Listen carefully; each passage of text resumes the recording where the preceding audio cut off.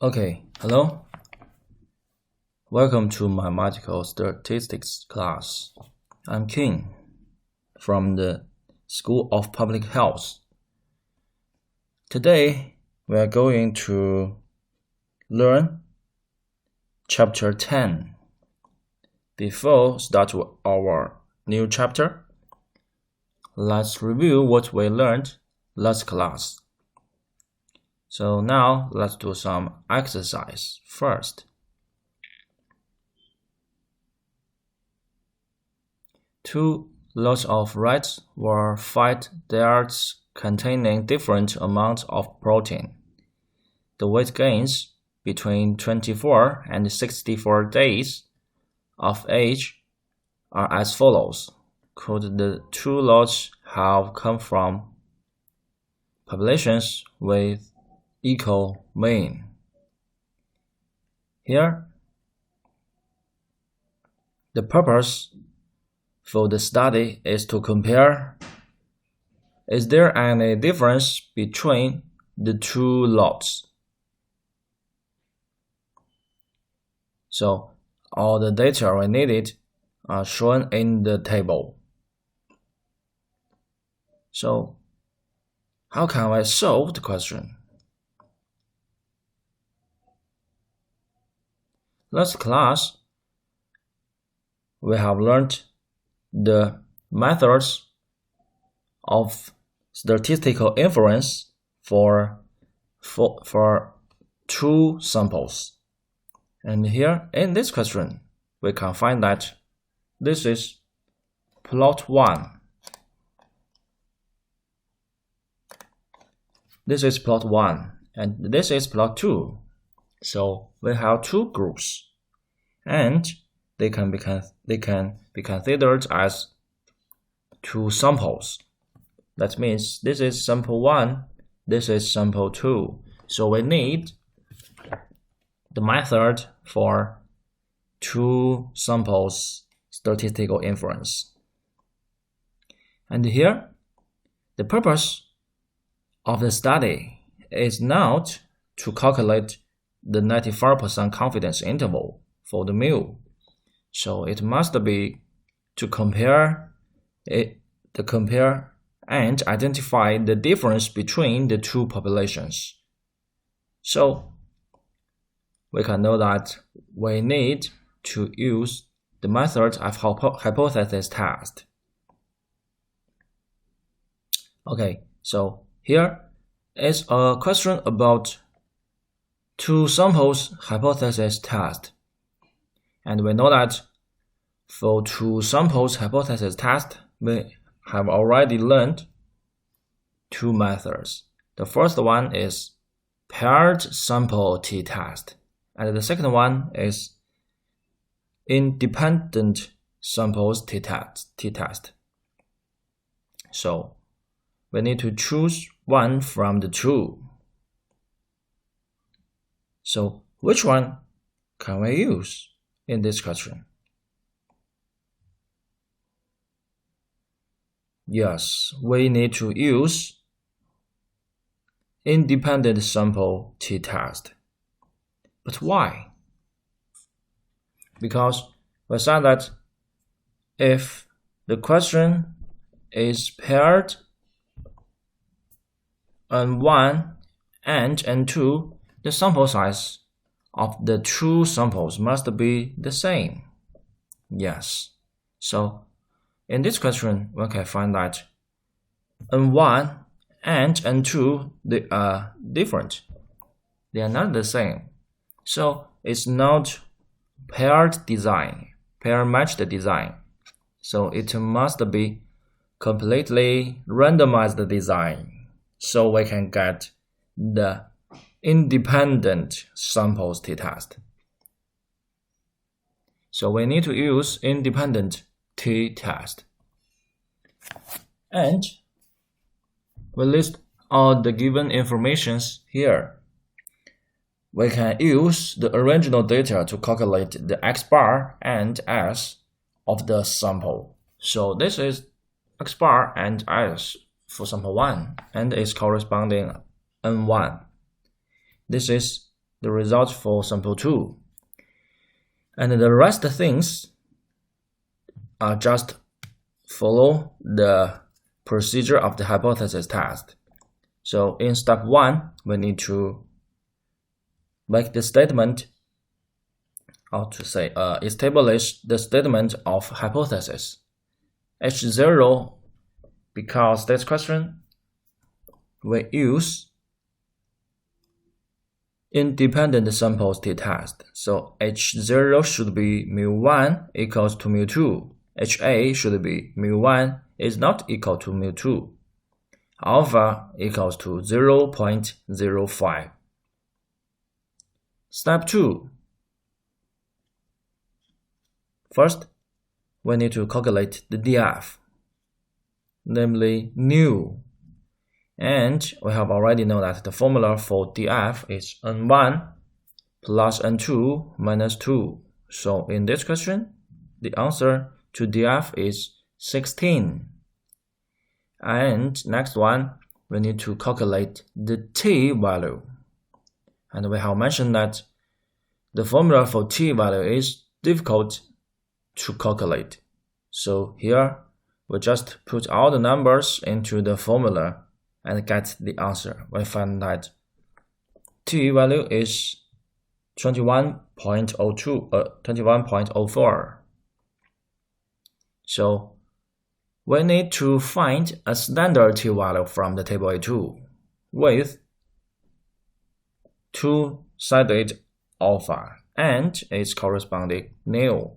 With these two numbers, we can find that the standard T is 2.12. It's less than 21. So that means P is less than alpha, right? The number we calculated with the data which are given from the question is bigger than T, the standard T value. So its corresponding P is less than alpha. So here we need to reject P less than alpha. So we reject H0. So the conclusion is there is significant difference between the two lots at the 0.05 level of significance.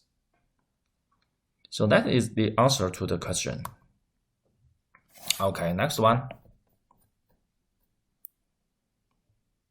The weights of 12 volunteers were measured before and after a course of treatment with a new drug for losing weight. The data is given in Table 4. Please evaluate the effectiveness of this drug. So, the last sentence is the purpose of the question, of the study. So let's analyze the purpose of this study. The purpose is to evaluate the effectiveness, and we found that each individual was measured twice, before and after the treatment. So, if the numbers before and after the treatment are different, that means the drug can change the weight. So that means the drug is effective. So here the purpose of this study is actually to compare the difference between before and after treatment. So we can know that it's also a question about hypothesis test. And what method can we use to solve this question? Yes, I think you will know the answer. We can find the keywords from the question. We find that it mentioned before and after. Last class, we have mentioned that before and after, that is the key words for paired samples t-test. Right? Paired sample t-test. Before and after, the two numbers are from the same person. So these two numbers are related because they are from the same person. So we call it pair-matched design, and we call the samples as paired samples. So we need to use paired samples t-test. Okay. So this is the data. We can find that this is before, this is after. And before our calculation, we need to figure out the difference of before and after. So here, this is the difference. And here we use before minus after. And then we just follow the procedure of hypothesis test for paired samples t-test. So in step 1, H0 is mu d equal to 0. HA is mu d is not equal to 0. Alpha equals to 0.05. In step 2, df equals to n minus 1. Here, the sample size is the numbers of the differences. So n equals to 12. So the df, or I can say the nu, is 11. And d and t, we can calculate the t value by putting all the numbers into the formula. But before we calculate the t value, we need to figure out the d bar and SD.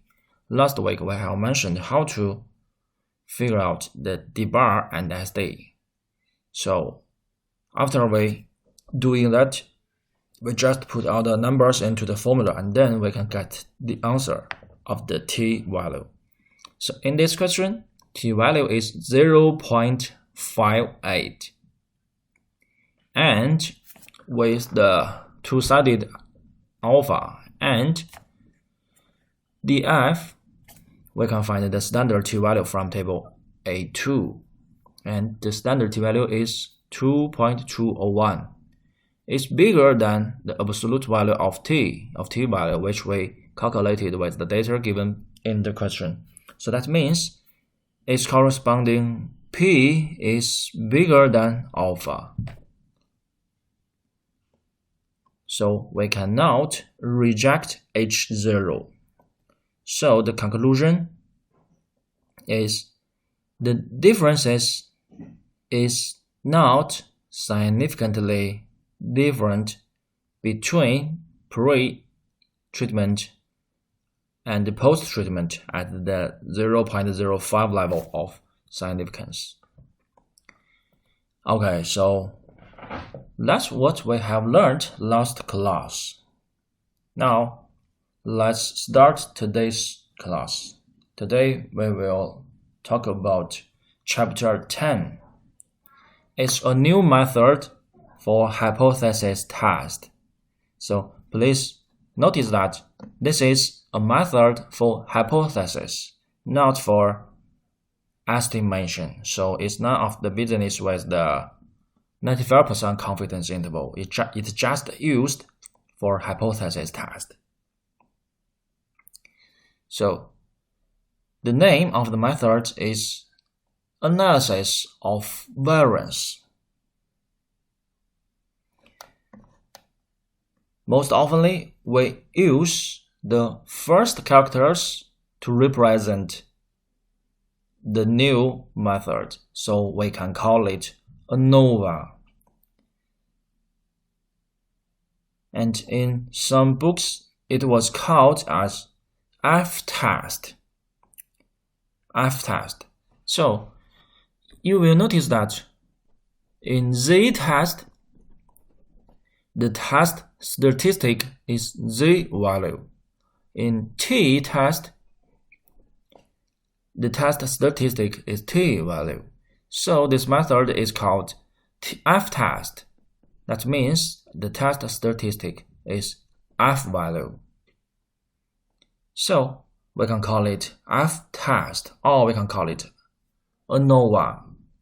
But the full name of the method is analysis of variance. So let's clean it first. F-test is similar with t-test.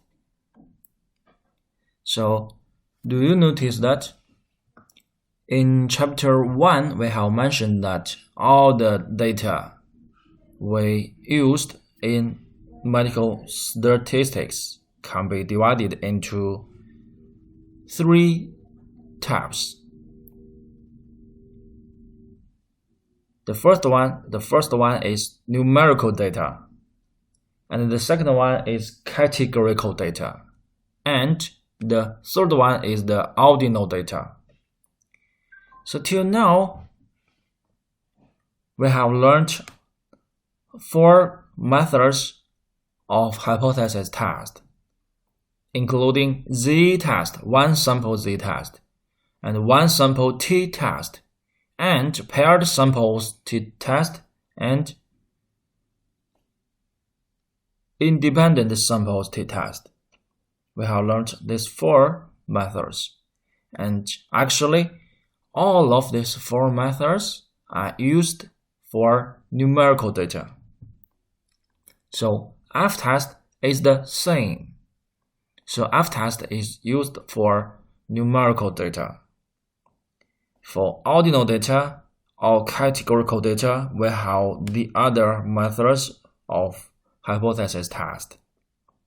In chapter 8, we will learn the method of hypothesis test used for categorical data. So in chapter 10, it's similar with t-test and z-test is used for numerical data. Okay, so let's review what we have learned before chapter 6. We have learned 4 methods of hypothesis test, including z-test, t-test, that used for one sample inference. But what is the difference between z-test and t-test? The difference is the precondition. We said that the precondition for z-test is sigma is given, right? So in the question, when sigma is given, we can use z-test, but please notice that the method must be used for one sample. That means there will be a given population and a given sample, so you can find only one sample size in the question. And when sigma is not given, we need to use t-test. And the same, there will be only one sample size in the question with a given population. So that is the methods, the 2 methods for one sample inference. And in chapter 6, we have learned 2 methods for 2 samples inference, including paired samples t-test and independent samples t-test. Both of these 2 methods are used in 2 samples inference. So that means you can find sample 1 and sample 2 in the question. Usually, there will not be any population in the question. You can only get 2 samples. So you can get 2 numbers of sample size, N1 and N2. So that is 2 samples inference. So if the 2 samples are matched, we need to use paired samples t-test. But if the 2 samples are not matched, we need to use independent samples t-test. So that is what we have learned before chapter 6. So here we have a question. z-test and t-test are used for one sample. There is only one sample. And paired samples t-test and independent samples t-test are used two samples inference. So how about when the number of sample is more than 2? They have 3 samples or 4 samples or more than 4. How can we solve the question? Can we use the t-test or can we use the z-test?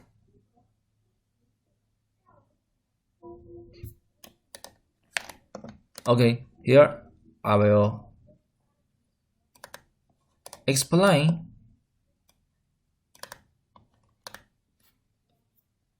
why can't we use t-test, use two samples t-test here. For example, we have 3 samples, A, B, C.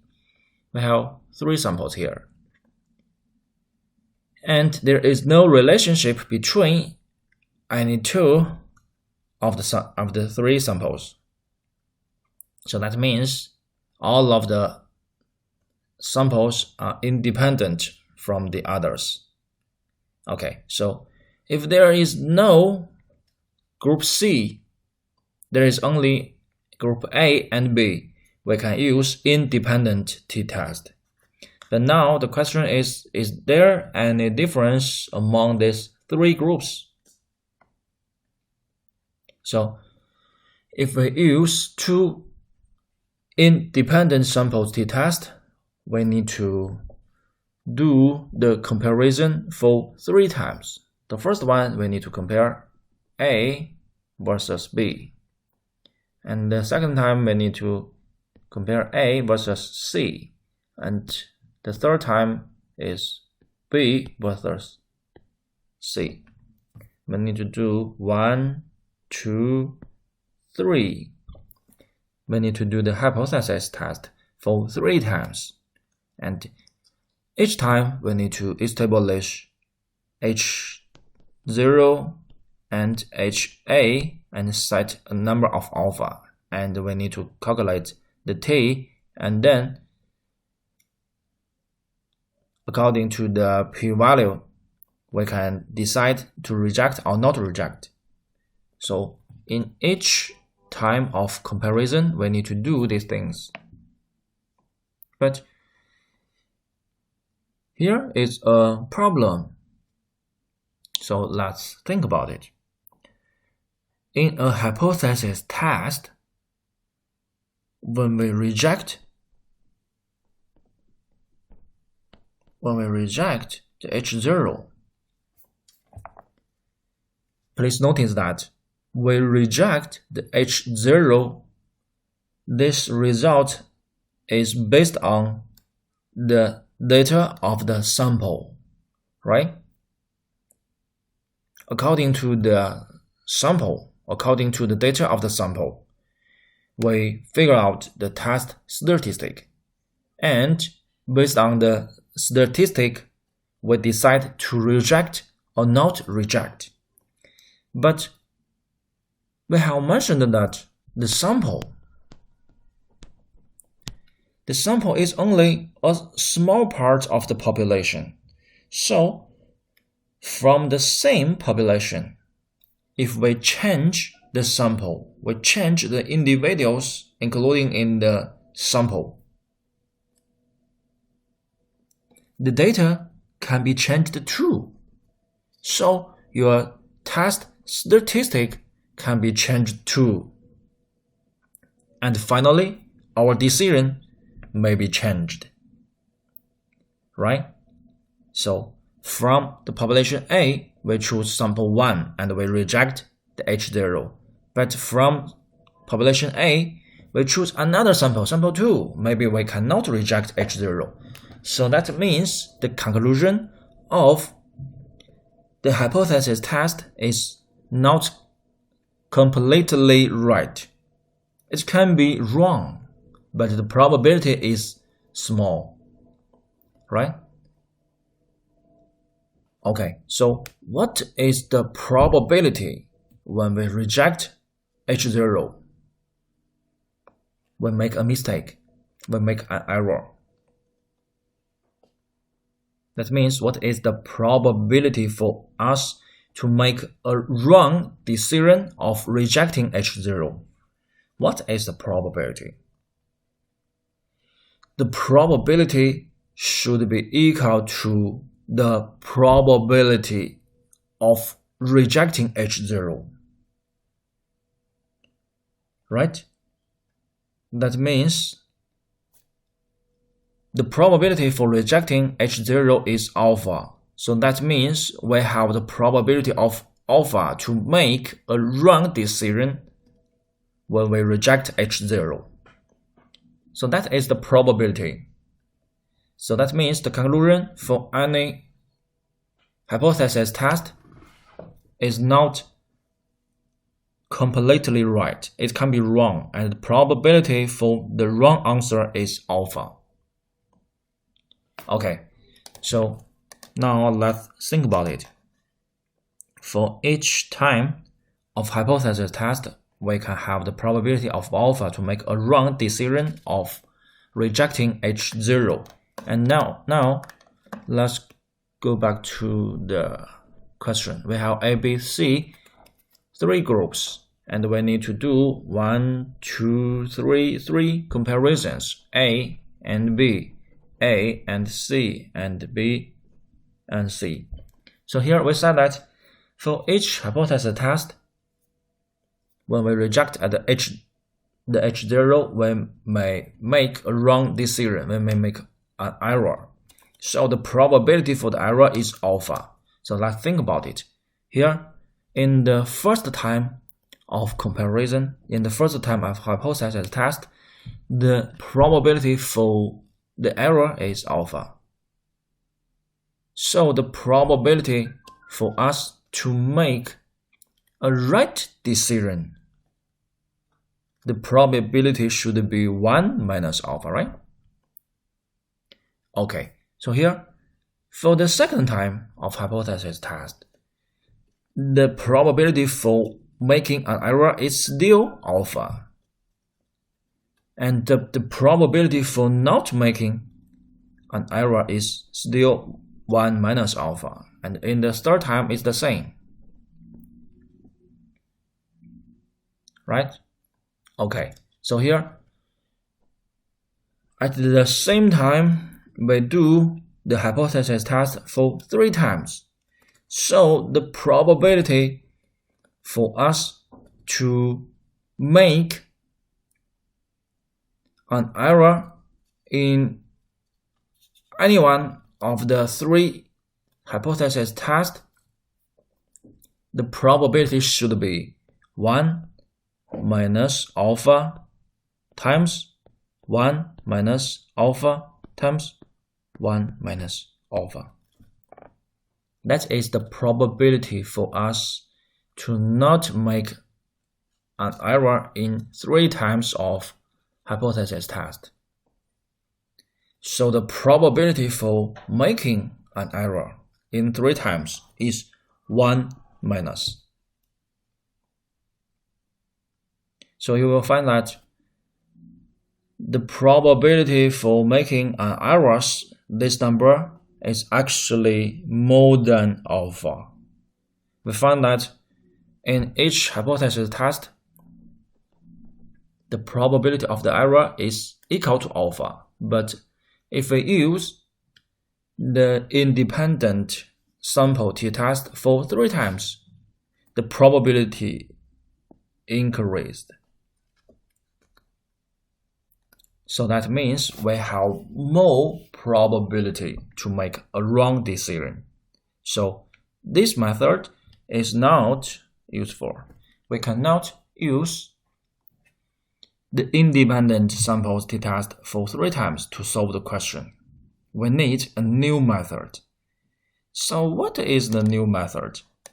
Let's go back to our slide. This method is what we will learn in chapter 10. The method is analysis of variance. we can call it Anova or F-test. So this is a method used for making inferences on the means of more than 2 populations.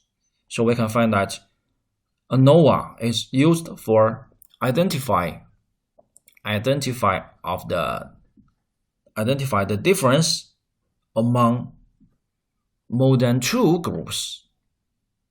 So it's similar with t-test because it's still a method for hypothesis test. It's used for identifying the difference, but the difference between Anova and the t-test is the numbers of the groups. In t-test, the numbers of groups is 2, but in Anova, the number of the groups we want to compare is more than 2. That means 3 or 4 or 5 and more than 5.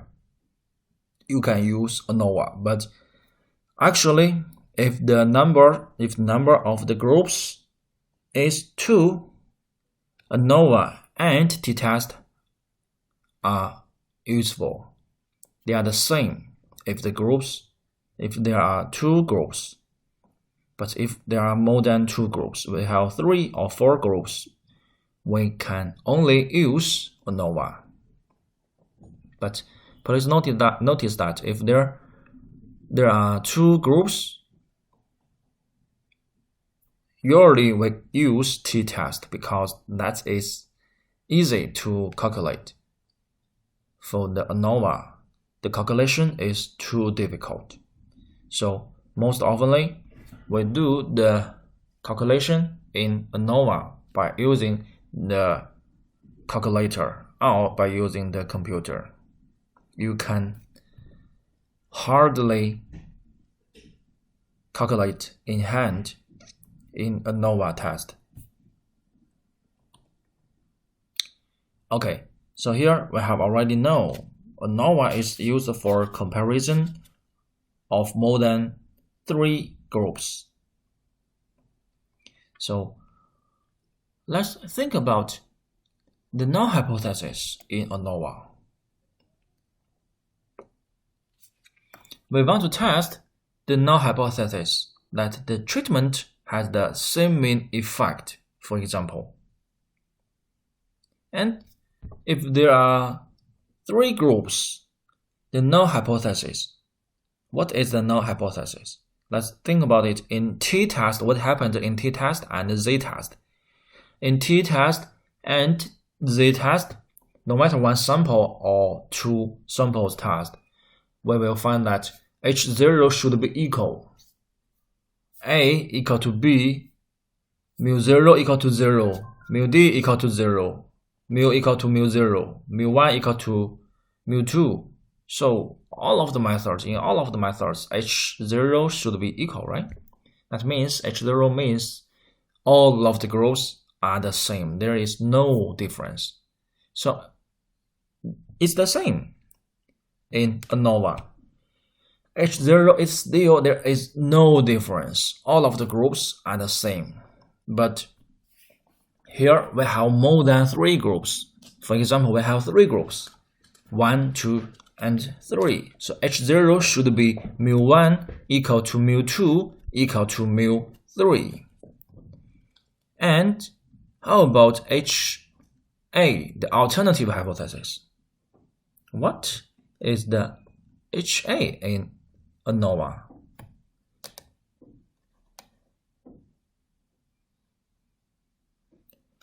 Maybe some of you will think that H0 is mu1 equal to mu2 equal to mu3, and some of you will think that HA should be mu1 is not equal to mu2 is not equal to mu3. Please notice that this is not correct. Why? Because we said that H0 is, there is no difference among the 3 groups. Or we can say all of the 3 groups are the same, but HA should be in opposite with H0, so we can have different conditions. For example, maybe mu1 and mu2, they are the same, but not mu3. And maybe mu1 and mu3, they are the same, but not mu2.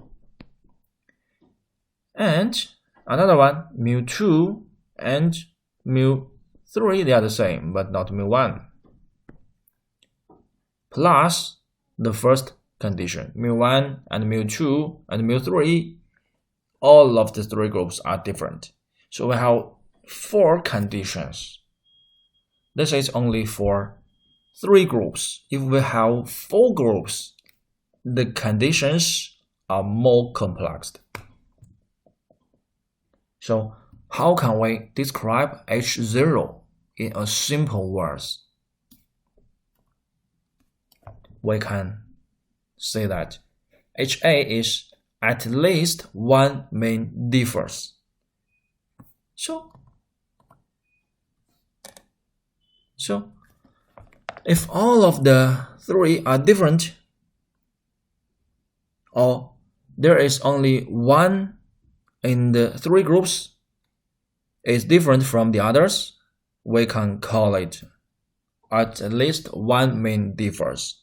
At least means in 3 groups, maybe 1 differ from the others, maybe 2 differ from the others.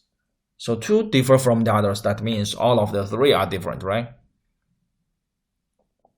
Okay, so here, notice that in hypothesis test, no matter how many groups in the question, we can use this sentence to describe the HA, the alternative hypothesis test. We call it at least one main differs. So here, notice that rejecting the null hypothesis only tells us that not all the groups means are equal. So at least one main differs from the others. Okay, so when we reject H0, that means maybe all of the groups are different. But another condition is maybe some of the groups of all the groups are the same, but at least one is different from the others. Okay, so that is the special point in Anova. Next one, let's talk about the calculation in Anova. We said that the calculation in this chapter is too difficult. So you don't need to remember the formula to calculate the variance. It's too difficult, but there will be some easy calculation you need to remember. Okay, so here, this method is called as analysis of variance. So let's think about what is variance. We have learned variance in chapter 1. So variance is actually the average variation of the data. So this one is the formula for variance, what we have learned in chapter 1. So in numerator, this part is xi minus x bar square and sum it up. So here, xi, that means each original number of x. And x bar is the mean of xi. So we use each number of x minus its corresponding x bar. Of course, for a group of number, they can have only one x bar, and each number of x minus x bar, and then square it. Finally, sum it up. in the denominator is the n-1. Actually, n-1 is new, is df, right? And the ratio, we call it variance. But please notice that for the population variance, we use sigma square. And this one, S square, is just sample variance. Sample variance. So, in this chapter, the analysis of variance is to analyze how to divide the variance into different parts and figure out the test statistic, that is F value. So here, in this formula, the part in numerator, this part in numerator, we call it sum of square, abbreviated as SS. We use the first characters of this one to represent the numerator part. We call it sum of squares, SS. So SS equal to this one. So what's the meaning of SS? The sum of square. Let's think about it. Variance is the average variation of the data. So here, variation. So that means we divided a number by the number of individuals. So actually, this part, SS, is the variation of the data. So that is the variation of the data. We call it SS. So in Anova, the most important thing is to divide the variation into different parts. Okay, so in chapter 5, there will be two methods of Anova. The first one is one-way analysis of variance. One-way Anova, we can call it one-way Anova. And there is another method called Anova for randomized block design. But in our class, we will only learn the first method, one-way Anova. Okay, so one-way Anova. One way, that means there is only one variable for the grouping. There is only one grouping variable. So here, let's watch these questions first. It's an example, so you can read it by yourself.